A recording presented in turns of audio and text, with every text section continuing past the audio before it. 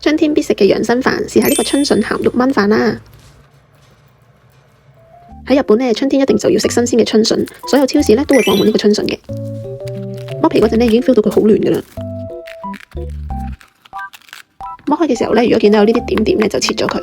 春筍如果處理得唔好呢，就會有一陣苦澀味。個秘訣呢，就係加埋米糠去煮，大約30分鐘，咁樣呢，就可以去咗啲澀味，帶出筍嘅清甜。煮好之後，我哋擎乾啲水分，將呢個筍切片。食筍又點可以冇咗臘腸同埋臘肉？喺日本呢，好難買到臘腸同埋臘肉㗎，呢啲呢都係冬天嘅時候我自己曬嘅。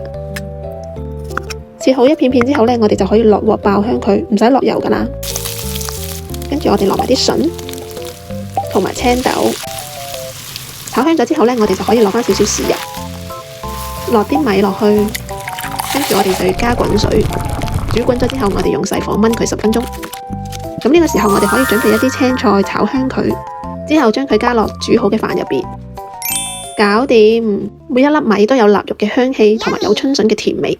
春筍脆嫩清甜，同臘肉真係好夾㗎，記得一定要試下啦。